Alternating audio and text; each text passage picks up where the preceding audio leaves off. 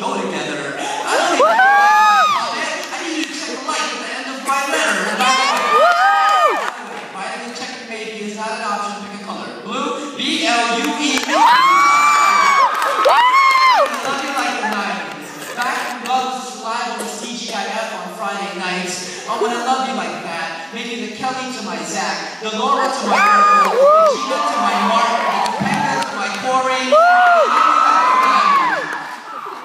Back when MTV actually played music videos, right? And when I played, which at the time was Voice to Men on Bended Knee, right? I would run from across the room with a tape recorder and press it up against the television speakers. Most of my songs have my sister's voice in the background and me going, shut up, I'm recording. I love it like the 90s. Back before iPods made music too complicated, love never needed 2,000 songs. It only needed 3 albums. Together Forever by Shy, Heartbreak by New Edition, and the Boomerang soundtrack. Way back, when lyrics could describe exactly how I feel, I want to love you like the 90s. Back when making a playlist meant dubbing you a mixtape. I want to love you like cassette. The kind of love that even when it gets tangled, we just have to stick a pencil into the spool and make it back to like portable Sony CD players. The kind of love that even when it gets scratched, we just have to wipe it on our sleeves because love just gives a little touch to make it move. I want to love you like Nintendo. And for the record, I know Nintendo came out in the 80s, but when you're poor, you never get to own anything the same year it comes out. So no. My got broken. I have to put books on top to keep the cartridge from popping up.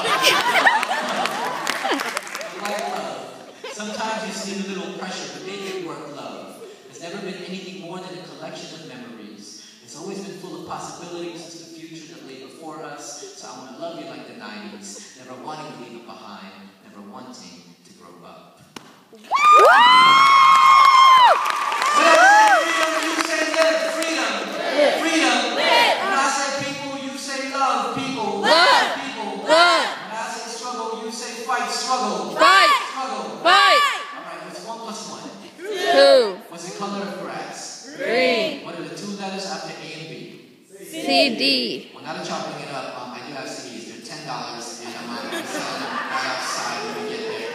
Now, because y'all are amazing, man. You guys are such a great audience. Even my agent told me, man, you're gonna have a great time at that school. Vincent's an amazing poetry community. So you're gonna have a really good time. Because you guys are a great audience, I'll give y'all a break, all right? I'll give y'all a discount. It's $10, but it's 2 for $20. So if you want to take advantage, just make sure you come outside. That's exactly the same thing. Now, I know damn. We prefer cash, but we do accept credit cards because we gangster like that, right? So, credit cards, we'll take it.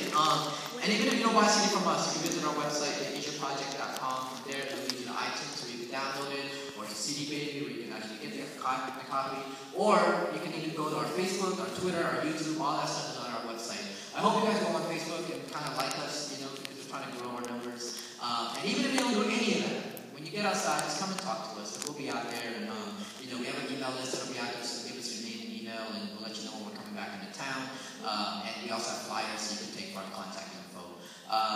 But let's talk about my family for a second. Now, just by round of applause, how many out here have really, really strict parents? Okay.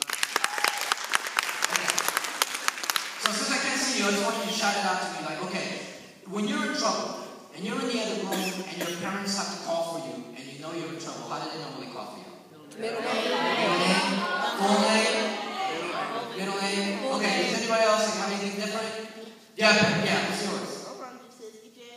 Get your ass in the room. Okay, there's one. How many other parents will call your brothers and sisters all their names before it actually gets to yours? Any of that? Yeah. Okay. So here's what we're gonna do. On the count of 3, we're gonna break the roof off this joint, right? We're all gonna imitate one of our parents at the top of our lungs. I want you to scare the person next to you like this is how I used to get in trouble. You need to recognize that, right? So ready? 1, 2, 3.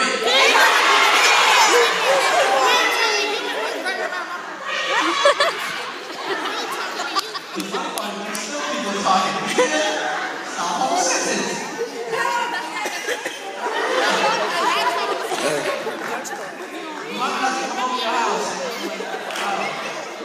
So I'm Filipino, right? And in the Filipino tradition, right? Like whenever you're in trouble, our parents don't think that you are worthy to be called by whatever name you were given at birth, right? Like that's how big of trouble you are. So anytime my parents would call for us, right, they would just do this. They just go, psh, and like that's when you know like you're in trouble, right? If you know any Filipino people, I swear, just like sneak up behind them tomorrow and go, psh, and watch them jump. I swear. So my mom would be real uncanny like that, right? Like she'd get the sink washing dishes, and me and my sister would be near the room playing. And as soon as she hears my sister start to cry, she'll know that I had something to do with it, right? And without skipping a beat, my mom would reach down, grab the slipper, and throw it. And somehow or the other, it will always hit me upside my head, right? Like one time I saw her throw the slipper, I got up, ran around the corner, the slipper followed me around the corner. Like how the hell are you doing this, right? So one time, me and my friend of mine, we were outside, we were playing, and I think we were playing He-Man or something. And his mom would come outside, it was like, Sam Duval, get in the house, it's time to eat. And he looks over at her, I was like, Mom, give me 5 more minutes. And she looked at her watch, she was like, okay, Samuel, 5 more minutes, and then you're gonna have to come inside the house and walk back inside. And I'm like, well, goddamn, I can do that, right? So my mom was outside, she's like, psh, get in here, it's time to eat. And they'll go over her, like, Mom, give me 5 more minutes. Like, I don't even know where that skillet came from, right? All I know is that my mom was chasing me around the house with this frying pan, right? I run into the house, I locked myself in the bathroom, I waited until the shadow beneath the door disappeared, and that's when I knew that she had gone, so I snuck back outside and played with my friends through the window, right? Now, I know what you're saying, like, why would you do something like that? Like, that's suicide, right? But remember when you were young, the mentality you had, I'm already in trouble, I might as well make it worth it, right? Yeah! I'm just gonna go and do everything I want to do now before I can never go outside ever again, right? So I went back outside to play with my friends. Now I know that my mom knows that I went outside to play with my friends, but I also know my mom's not going to do anything about it. Because my mom's mentality was, all right, you disobeyed me once, you disobeyed me twice, I'm just going to wait till your father gets home, right? You ever remember playing outside, waiting for your father to come home? Like you keep looking down the street, waiting for that car to turn the corner, and as soon as you see that car, you're like, oh damn, here it comes, right?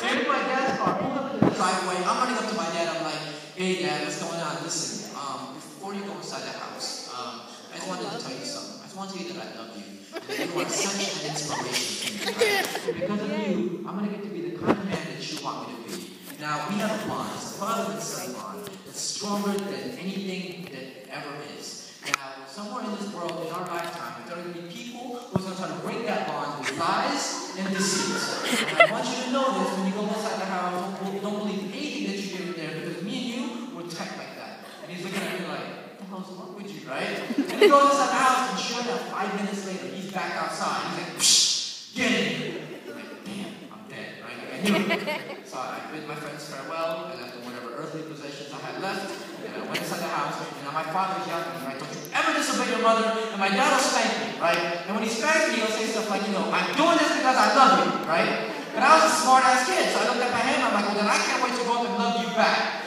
Oh, man.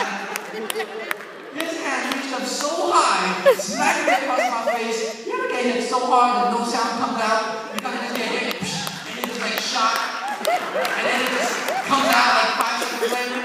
So now, like, I'm screaming with tears. My dad's looking at me like, you know what? I don't even look at you right now. Just go back outside and play with your friends. I'll call for you when I'm ready.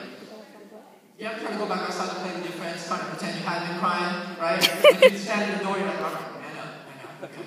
All right, you tough, all right, we're good, tie up. You walk outside, your friends walk up to you, and you try to be all hard, and you're like, yo, you all right? Yeah, I'm cool.